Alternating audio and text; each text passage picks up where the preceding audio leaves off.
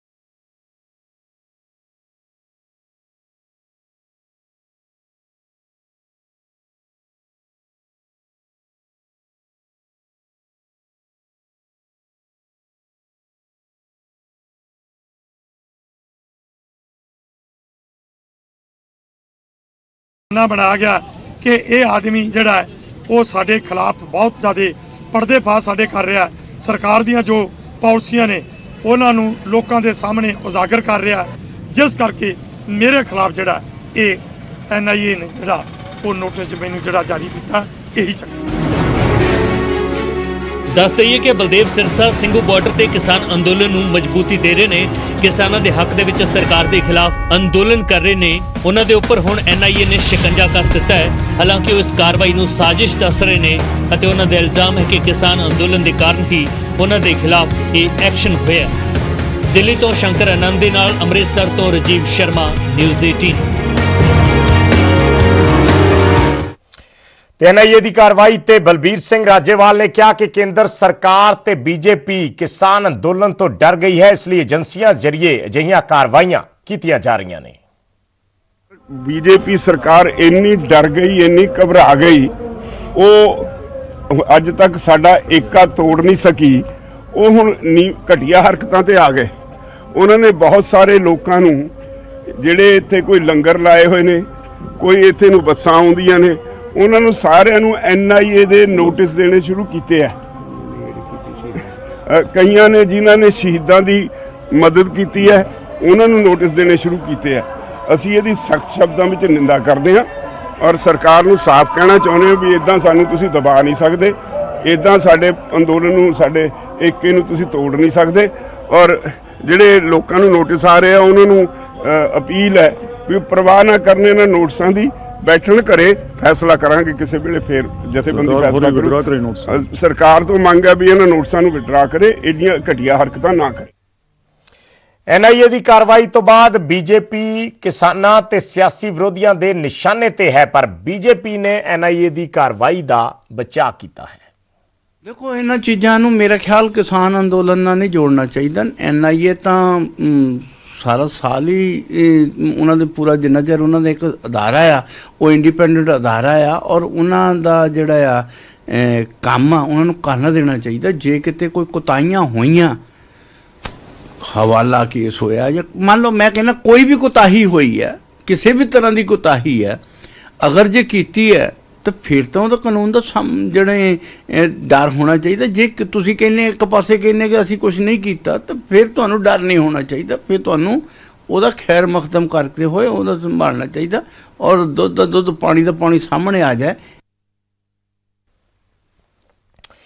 26 जनवरी की किसान परेड के लिए पिंडा च तैयारी हो रही है। किते ट्रैक्टर मार्च हो रहा है, किते परेड लिए स्पैशल ट्रैक्टर तैयार किए जा रहे हैं। रामपुरा फूल च ट्रैक्टर मार्च कढ़ के लोगों को 26 जनवरी को दिल्ली जाने लिए प्रेरिया गया। जलंधर च एक किसान अपने ट्रैक्टर को स्पैशल तरीके नाल तैयार करवा रहा है। उधर मोगा च किसानी अंदोलन को समर्पित 395 फुट उच्चा झंडा तैयार किया गया है, जिससे किसानों दी तस्वीरां बनाई गई ने।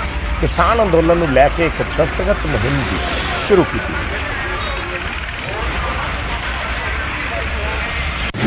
ਕਰਾਂਗੇ। ਦੇਖੋ ਜੀ, ਇੱਕ ਤਾਂ ਇਹਦੇ ਵਿੱਚ ਪਾਣੀ ਦਾ ਸਾਡਾ ਰੋਕ ਹੋਊਗੀ, ਜਿਹੜਾ ਵਾਟਰ ਕੈਨਨ ਦੇ ਨਾਲ ਪਾਣੀ ਮਾਰਦੇ ਆ ਉਹ ਬੜੀ ਜ਼ੋਰ ਦੀ ਪਾਣੀ ਆ ਕੇ ਵੱਜਦਾ ਆ, ਉਹਦੀ ਰੋਕ ਹੋ ਗਈ। ਦੂਜਾ, ਸਾਡੇ ਅਥਰੂ ਗੈਸ ਨਹੀਂ ਪਊਗੀ, ਪਰ ਤੀਸਰਾ ਲਾਠੀ ਚਾਰਜ ਜੋ ਵੀ ਮਰਜ਼ੀ ਕਰ ਲੈਣ, ਸਾਨੂੰ ਕੋਈ ਅਸਰ ਨਹੀਂ ਹੋਊਗਾ ਉਹਦਾ।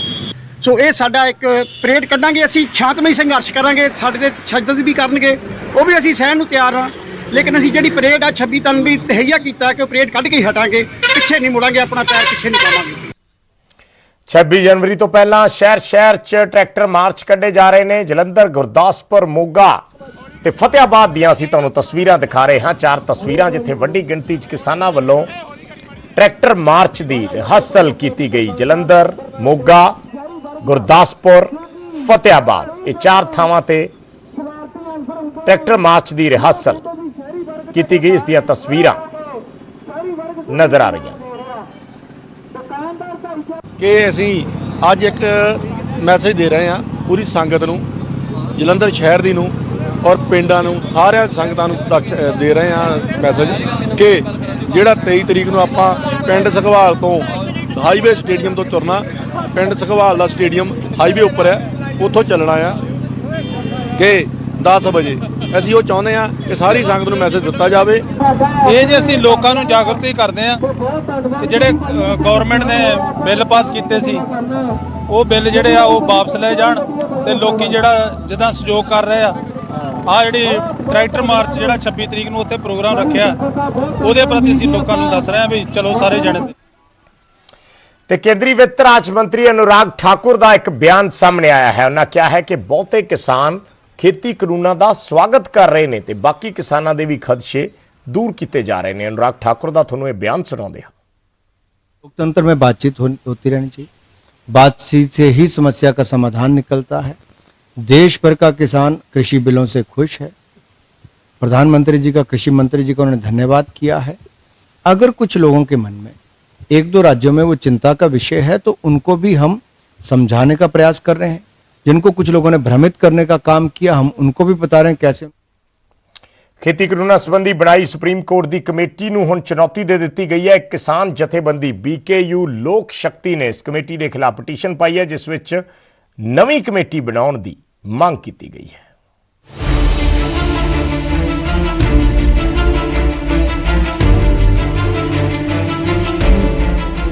सुप्रीम कोर्ट ने खेती कानूनों ते विचार करने के लिए कमेटी बनाई है, जिसनों किसान जथेबंदियां ने पहला ही नकार दिता है। तो इस कमेटी के खिलाफ भारतीय किसान यूनियन लोक शक्ति ने सुप्रीम कोर्ट दे विच पटीशन पा के कमेटी ते सरकार पक्षी होने के इल्जाम लगाए ने ते नवीं कमेटी बनाउण दी मंग की गई है। पटीशन दे विच नवीं कमेटी दे लई सेवा मुक्त जज नूं शामिल करने की भी मंग की गई है। स्थिति में हमने माननीय सर्वोच्च न्यायालय से ये आशय की है, मांग की है कि बिना राजनीतिक दल, कोई राजनीतिक दल ना हो, निष्पक्ष हो, बिल्कुल पूरी तरह से इम्पार्शल हो, न्यूट्रल हो, ऐसे सम्मानित व्यक्तियों को, जिनमें माननीय सर्वोच्च न्यायालय के पूर्व न्यायाधीश हो सकते हैं, इस तरह से एक ऐसी कमेटी बनाई जाए जो सच्चाई में समाधान कर सके।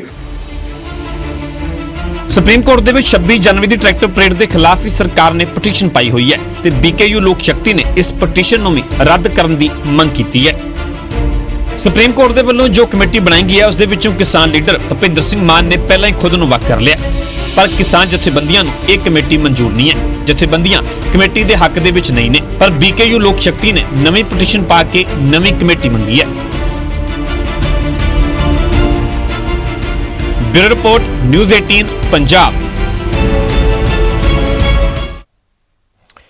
ते हुण गल चोणां दी। पंजाब च नगर निगम ते नगर कौंसल चोणां दा अखाड़ा सज चुक्या है। सूबा चोण कमिशन ने चोण तरीकां दा ऐलान कर दिता है। 14 फरवरी नूं वोटिंग ते 17 फरवरी नूं नतीजे ऐलाने जाणगे।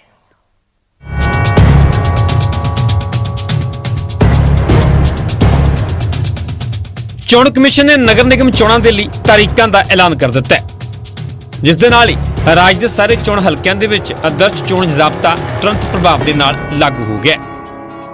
चोण प्रक्रिया ਦੇ मुकम्मल होने तक चोण ਜ਼ਾਬਤਾ लागू रहेगा। 8 नगर निगमां 109 नगर कौंसलां ते नगर पंचायतां ਦੇ ਲਈ ਇਹ ਚੋਣ ਹੋਵੇਗੀ। 14 फरवरी ਨੂੰ ਵੋਟਾਂ ਪੈਣਗੀਆਂ। ਨਾਮਜ਼ਦਗੀ ਭਰਨ ਦੀ ਆਖਰੀ ਤਾਰੀਖ 3 फरवरी 2021 रहेगी। 30 जनवरी तो नामजदगियां भरन की प्रक्रिया शुरू होगी। 4 ਫਰਵਰੀ ਨੂੰ ਨਾਮਜ਼ਦਗੀਆਂ ਦੀ ਪੜਤਾਲ ਹੋਵੇਗੀ। 5 ਫਰਵਰੀ ਨੂੰ ਨਾਮਜ਼ਦਗੀਆਂ ਵਾਪਸ ਲੈਣ ਦੀ ਆਖਰੀ ਤਾਰੀਖ ਹੋਵੇਗੀ ਤੇ 17 ਫਰਵਰੀ ਨੂੰ ਚੋਣਾਂ ਦੇ ਨਤੀਜੇ ਐਲਾਨੇ ਜਾਣਗੇ। ਪੰਜਾਬ ਵਿੱਚ 109 ਮਿਊਨਿਸਪਲ ਕਮੇਟੀਆਂ ਤੇ ਨਗਰ ਪੰਚਾਇਤਾਂ ਦੇ ਅਤੇ 8 ਮਿਊਨਿਸਪਲ ਕਾਰਪੋਰੇਸ਼ਨ ਦੇ ਇਲੈਕਸ਼ਨ ਹੋਣ ਜਾ ਰਹੇ ਹਨ। ਚੋਣਾਂ ਕਰਵਾਉਣ ਲਈ 145 ਰਿਟਰਨਿੰਗ ਅਫਸਰ ਤੇ 145 ਸਹਾਇਕ ਰਿਟਰਨਿੰਗ ਅਫਸਰ ਨਿਯੁਕਤ ਕੀਤੇ ਗਏ ਨੇ। ਇਨ੍ਹਾਂ ਚੋਣਾਂ ਨੂੰ ਨਿਰਪੱਖਤਾ ਤੇ ਪਾਰਦਰਸ਼ੀ ਤਰੀਕੇ ਦੇ ਨਾਲ ਨਿਪਰੇ ਚਾੜਨ ਦੇ ਲਈ 30 IAS PCS ਨੂੰ ਚੋਣ ਅਬਜ਼ਰਵਰ ਤੇ 6 IPS ਅਧਿਕਾਰੀਆਂ ਨੂੰ ਪੁਲਿਸ ਅਬਜ਼ਰਵਰ ਲਗਾਇਆ ਗਿਆ। ਸੂਬੇ 'ਚ 8 ਨਗਰ ਨਿਗਮਾਂ ਦੇ ਲਈ 400 ਤੇ 109 ਨਗਰ ਕੌਂਸਲਾਂ ਤੇ ਨਗਰ ਪੰਚਾਇਤਾਂ ਦੇ ਲਈ 1902 ਮੈਂਬਰ ਚੁਣੇ ਜਾਣਗੇ। ਪੰਜਾਬ ਸਰਕਾਰ ਦੀਆਂ ਹਦਾਇਤਾਂ ਦੇ ਅਨੁਸਾਰ ਮਿਊਨਿਸਪਲ ਚੋਣਾਂ ਦੇ ਵਿੱਚ ਮਹਿਲਾਵਾਂ ਦੇ ਲਈ 50% ਰਾਖਵਾਂਕਰਨ ਦਿੱਤਾ ਗਿਆ। ਨਗਰ ਨਿਗਮਾਂ, ਨਗਰ ਕੌਂਸਲਾਂ ਤੇ ਨਗਰ ਪੰਚਾਇਤਾਂ ਦੀਆਂ ਵੋਟਰ ਸੂਚੀਆਂ ਅਪਡੇਟ ਕਰ ਦਿੱਤੀਆਂ ਗਈਆਂ ਨੇ। ਇਨ੍ਹਾਂ ਚੋਣਾਂ ਦੇ ਲਈ ਸੂਬੇ ਦੇ ਵਿੱਚ 20,49,777 ਪੁਰਸ਼, 18,65,354 ਮਹਿਲਾ ਤੇ 149 ਟਰਾਂਸਜੈਂਡਰ ਵੋਟਰਾਂ ਦੇ ਨਾਲ ਕੁੱਲ 39,15,280 ਰਜਿਸਟਰਡ ਵੋਟਰ ਨੇ। ਚੋਣ ਕਮਿਸ਼ਨ ਦੇ ਵੱਲੋਂ 4102 ਪੋਲਿੰਗ ਬੂਥ ਸਥਾਪਿਤ ਕੀਤੇ ਗਏ ਨੇ ਤੇ 18,000 ਕਰਮਚਾਰੀਆਂ ਦੀ ਚੋਣ ਡਿਊਟੀ ਲਗਾਈ ਜਾਵੇਗੀ। ਇਹ ਚੋਣਾਂ EVM ਦੇ ਰਾਹੀਂ ਹੋਣਗੀਆਂ, ਜਿਸ ਦੇ ਲਈ 7,000 EVM ਦਾ ਪ੍ਰਬੰਧ ਕੀਤਾ ਗਿਆ। 30 ਜਨਵਰੀ ਨੂੰ ਨੋਮੀਨੇਸ਼ਨ ਫਾਈਲ ਕਰਨ ਦੀ ਤਰੀਕ ਹੋਵੇਗੀ, ਜੋ ਕਿ 3 ਫਰਵਰੀ ਤੱਕ ਚੱਲੇਗੀ। 4 ਫਰਵਰੀ ਨੂੰ ਪੇਪਰਾਂ ਦੀ ਸਕਰੂਟਨੀ ਹੋਵੇਗੀ ਅਤੇ 5 ਫਰਵਰੀ ਨੂੰ ਨਾਮ ਵਾਪਸ ਲੈਣ ਦੀ ਤੇ ਸਿੰਬਲ ਅਲਾਟ ਕਰਨ ਦਾ ਸਮਾਂ ਹੋਵੇਗਾ। ਚੋਣ ਪ੍ਰਚਾਰ 12 ਫਰਵਰੀ 5 ਵਜੇ ਨੂੰ ਬੰਦ ਹੋ ਜਾਵੇਗਾ ਅਤੇ 14 ਫਰਵਰੀ ਨੂੰ ਸਵੇਰ 8 ਵਜੇ ਤੋਂ ਲੈ ਕੇ 4 ਵਜੇ ਤੱਕ ਵੋਟਾਂ ਪੈਣ ਦਾ ਕੰਮ ਹੋਵੇਗਾ। ਵੋਟਾਂ ਦੀ ਗਿਣਤੀ 17 ਫਰਵਰੀ ਨੂੰ ਕੀਤੀ ਜਾਵੇਗੀ। ਨਗਰ ਨਿਗਮ ਦੇ ਉਮੀਦਵਾਰ ਦੇ ਲਈ ਖਰਚਾ ਹੱਦ 3 ਲੱਖ ਰੁਪਏ ਰੱਖੀ ਗਈ ਹੈ। ਨਗਰ ਕੌਂਸਲ ਕਲਾਸ 1 ਦੇ ਉਮੀਦਵਾਰ ਦੇ ਲਈ 2,70,000 ਰੁਪਏ, ਕਲਾਸ 2 ਦੇ ਲਈ 1.70 ਲੱਖ ਰੁਪਏ, ਕਲਾਸ 3 ਦੇ ਲਈ 1.45 ਲੱਖ ਰੁਪਏ ਤੇ ਨਗਰ ਪੰਚਾਇਤਾਂ ਦੇ ਉਮੀਦਵਾਰਾਂ ਦੇ ਲਈ ਖਰਚਾ ਹੱਦ 1.5 ਲੱਖ ਰੁਪਏ ਤੈਅ ਕੀਤਾ ਗਿਆ। ਰਾਜ ਚੋਣ ਕਮਿਸ਼ਨ ਨੇ ਵੋਟਰਾਂ ਨੂੰ ਵੋਟਿੰਗ ਪ੍ਰਕਿਰਿਆ ਦੇ ਵਿੱਚ ਵੱਧ ਚੜ੍ਹ ਕੇ ਤੇ ਇਮਾਨਦਾਰੀ ਦੇ ਨਾਲ ਹਿੱਸਾ ਲੈਣ ਦੀ ਅਪੀਲ ਕੀਤੀ ਹੈ। ਕੋਰੋਨਾ ਦੇ ਖਤਰੇ ਨੂੰ ਵੇਖਦਿਆਂ ਹੋਇਆਂ ਚੋਣ ਡਿਊਟੀ ਦੇ ਲਈ ਤਾਇਨਾਤ ਅਮਲੇ ਨੂੰ ਮਾਸਕ, ਸੈਨੀਟਾਈਜ਼ਰ, ਦਸਤਾਨੇ ਤੇ ਹੋਰ ਜ਼ਰੂਰੀ ਉਪਕਰਨ ਮੁਹੱਈਆ ਕਰਵਾਏ ਜਾਣਗੇ। Bureau report, news 18 Punjab. ਤੇ ਚੋਣਾਂ ਦੀ ਤਰੀਕ ਦੇ ਐਲਾਨ ਤੋਂ ਬਾਅਦ ਸਾਰੀਆਂ ਪਾਰਟੀਆਂ ਨੇ ਵੀ ਕਮਰ ਕੱਸ ਲਈ ਹੈ ਤੇ ਆਪੋ ਆਪਣੀ ਜਿੱਤ ਦਾ ਦਾਅਵਾ ਕੀਤਾ ਜਾ ਰਿਹਾ ਹੈ। ਬਈ ਇਲੈਕਸ਼ਨ ਕਮਿਸ਼ਨ ਨੇ ਪੰਜਾਬ ਨਗਰ ਨਿਗਮਾਂ ਦੀ ਚੋਣਾਂ ਦਾ ਐਲਾਨ ਕਰ ਦਿੱਤਾ ਹੈ। 14 ਤਰੀਕ ਨੂੰ ਇਲੈਕਸ਼ਨ ਹੋਏਗੀ। 17 ਤਰੀਕ ਵਾਲੇ ਦਿਨ ਇਹਦੇ ਰਿਜ਼ਲਟ ਆਉਣਗੇ।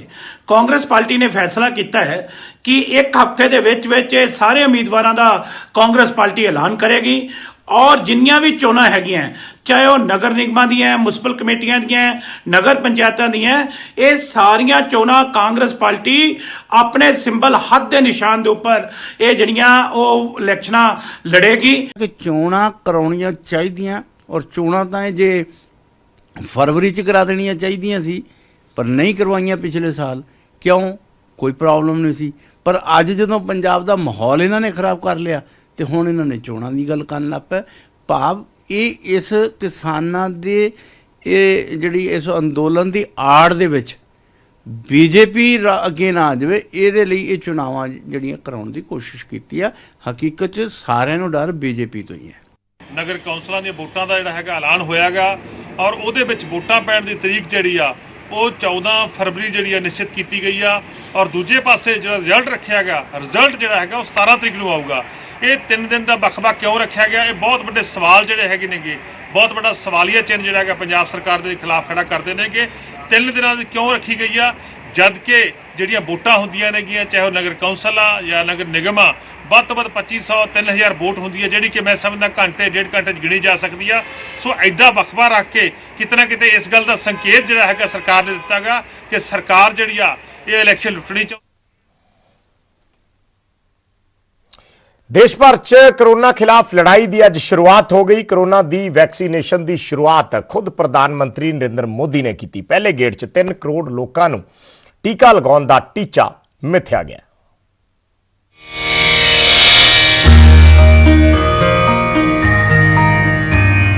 सर्वे भवन्तु सुखिनः।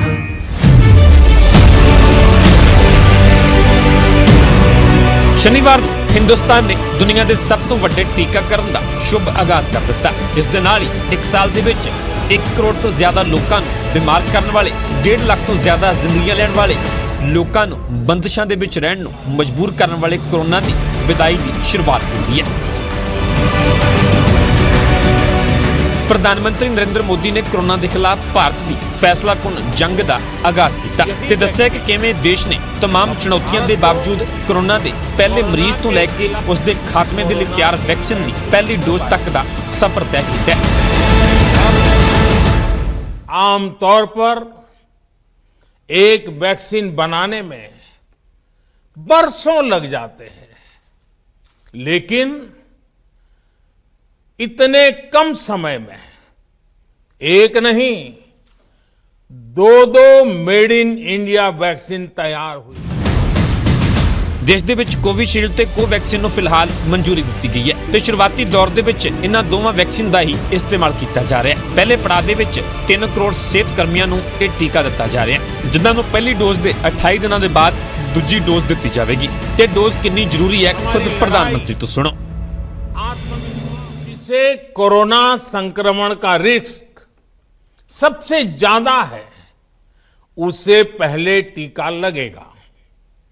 जो हमारे डॉक्टर्स हैं, नर्सेस हैं, अस्पताल में सफाई कर्मी हैं, मेडिकल पैरामेडिकल स्टाफ हैं, वो कोरोना की वैक्सीन के सबसे पहले हकदार है। ਟੀਕਾਕਰਨ ਦੀ ਸ਼ੁਰੂਆਤ ਉਹਨਾਂ ਹੈਲਥ ਵਰਕਰਾਂ ਦੇ ਨਾਲ ਹੋਈ ਹੈ ਜੋ ਆਪਣੀ ਜ਼ਿੰਦਗੀ ਜੋਖਮ ਦੇ ਵਿੱਚ ਪਾ ਕੇ ਕੋਰੋਨਾ ਕਾਲ ਦੇ ਵਿੱਚ ਆਪਣਾ ਫਰਜ਼ ਨਿਭਾਉਂਦੇ ਨੇ। ਦੇਸ਼ ਦਾ ਪਹਿਲਾ ਟੀਕਾ ਦਿੱਲੀ ਏਮਸ ਦੇ ਸਫਾਈ ਕਰਮਚਾਰੀ ਮਨੀਸ਼ ਨੂੰ ਲੱਗਿਆ ਤੇ ਫਿਰ ਖੁਦ ਏਮਸ ਦੇ ਡਾਇਰੈਕਟਰ ਰਣਦੀਪ ਗੁਲੇਰੀਆ ਨੇ ਵੀ ਕੋਰੋਨਾ ਦੀ ਵੈਕਸੀਨ ਲਈ। प्रोसेस ये था कि मैंने खुद से जाके बोला था कि जब लगनी है तो पहले ही लगवा लेते हैं, बाद में क्योंकि लगेगी मन को संतुष्टि होगी, ताकि मैं आगे भी और सेवा करते रहूं। इससे ये होगा कि मैं कोरोना से अपने देश को लड़ने में फ़ायदा होगा, मेरे को अंदर से झिझक नहीं होगी जो कोरोना की होती है हमेशा से। Feeling very proud and humble at this point because I have been vaccinated and I was considered in the first lot to be vaccinated. It is a great moment for our country because we have now started the world's largest vaccination program. Corona virus ਦੇ ਕਾਰਨ ਸਿਰਫ ਹਿੰਦੁਸਤਾਨ ਦੇ ਵਿੱਚ ਹੀ ਲੋਕਾਂ ਦੀ ਜ਼ਿੰਦਗੀ ਨਹੀਂ ਬਦਲੀ, ਬਲਕਿ ਪੂਰੀ ਦੁਨੀਆ ਤੇ ਇਸ ਦਾ ਅਸਰ ਪਿਆ। ਇਸ ਲਈ ਤਾਂ ਦੁਨੀਆ ਦੇ ਸਭ ਤੋਂ ਵੱਡੇ ਟੀਕਾਕਰਨ ਅਭਿਆਨ ਦੀ ਸ਼ੁਰੂਆਤ ਦੇ ਮੌਕੇ ਤੇ ਸਿਹਤ ਮੰਤਰੀ ਡਾਕਟਰ ਹਰਸ਼ਵਰਧਨ ਨੇ ਵੈਕਸੀਨ ਨੂੰ ਸੰਜੀਵਨੀ ਤੱਕ ਦੱਸਿਆ। This vaccine will be remembered like a sanjeevani to ultimately get us that clinching victory over COVID. ਟੀਕਾਕਰਨ ਅਭਿਆਨ ਦੀ ਸ਼ੁਰੂਆਤ ਦੇ ਨਾਲ ਹੀ ਪ੍ਰਧਾਨ ਮੰਤਰੀ ਨੇ ਲੋਕਾਂ ਨੂੰ ਟੀਕੇ ਨੂੰ ਲੈ ਕੇ ਚੱਲ ਰਹੀਆਂ ਅਫਵਾਹਾਂ ਤੋਂ ਬਚਣ ਦੀ ਵੀ ਸਲਾਹ ਦਿੱਤੀ ਹੈ ਤੇ ਨਾਲ ਹੀ ਮਾਸਕ ਤੇ ਸੋਸ਼ਲ ਡਿਸਟੈਂਸਿੰਗ ਪਹਿਲਾਂ ਦੀ ਤਰ੍ਹਾਂ ਹੀ ਬਣਾਏ ਰੱਖਣ ਦੀ ਹਦਾਇਤ ਵੀ ਦਿੱਤੀ ਹੈ, ਕਿਉਂਕਿ ਜਦੋਂ ਦਵਾਈ ਤੇ ਸਖਤੀ ਇਕੱਠਿਆਂ ਕੰਮ ਕਰੇਗੀ ਤਾਂ ਹੀ ਸਹੀ ਮਾਇਨਿਆਂ ਦੇ ਵਿੱਚ ਕੋਰੋਨਾ ਦਾ ਗੇਮ ਓਵਰ ਹੋਵੇਗਾ। Bureau report news 18 Punjab.